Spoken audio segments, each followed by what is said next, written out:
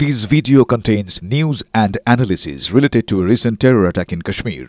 The content may include sensitive visuals and discussions that could be distressing to some viewers.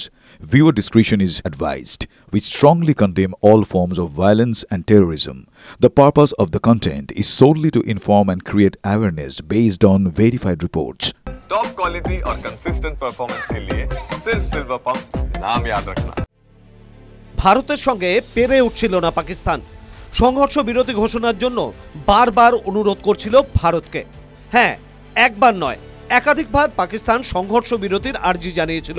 সূত্রের খবর, পাকিস্তানে ঢুকে operation সিঁদুর চালানোর পরদিনে 7ই মে বিকেলে পাকিস্তান ভারতের ডিরেক্টর জেনারেল অফ মিলিটারি অপারেশনকে আনুষ্ঠানিক বার্তা দিয়েছিল। সরকারি সূত্রে খবর, ভারত পাকিস্তান সংঘাত শুরুর পর পাকিস্তান দুইবার সংঘর্ষ বিরতির আর্জি জানিয়েছিল। তবে ইসলামাবাদের আর্জিতে আন্তরিকতা বা একনিষ্ঠতার অভাব ছিল। একই সঙ্গে ভারতের সামরিক ঘাঁটিতে হামলা চালানোর প্রচেষ্টাও থামেনি তাদের।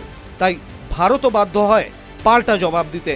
অপারেশন সিঁদুরের পর আরও 3 দিন দুই পড়শি দেশের মধ্যে সংঘর্ষ চলে। এরপর 10ই মে দুপুর 3:35 নাগাদ ডিজিএমও স্তরে কথা হয়। সেই বৈঠকেই ভারত পাকিস্তান সংঘর্ষ বিরতিতে রাজি হয়।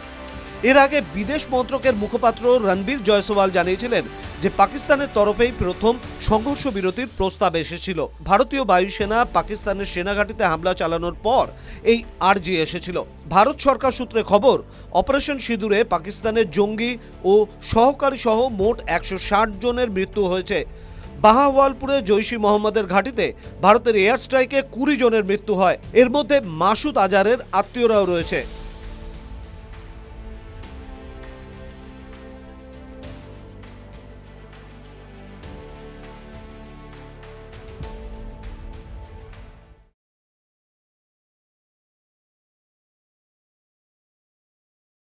ক্লাস 10 ও ক্লাস 12 এর পরীক্ষা শেষ, রেজাল্ট আউট। এরপর কি পড়বেন, কোথায় পড়বেন, সুলুক সন্ধান এখন হাতের মুঠোয়। টিভি9 বাংলা এডুকেশন এক্সপো 2025, কলকাতার সবচেয়ে বড় এডুকেশন এক্সপো।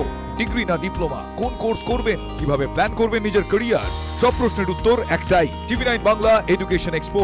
একই ছাদের তলায় থাকছে নামকরা সব ইঞ্জিনিয়ারিং কলেজ, বিশ্ববিদ্যালয়, মেডিকেল ও management institution. TV nine Bangla education expo 2025, 31 May ও 1 জুন বোস ইনস্টিটিউটে, কলেজ মোড়, সেক্টর 5, সকাল 10টা থেকে সন্ধ্যে 7টা পর্যন্ত। এন্ট্রি একেবারে ফ্রি।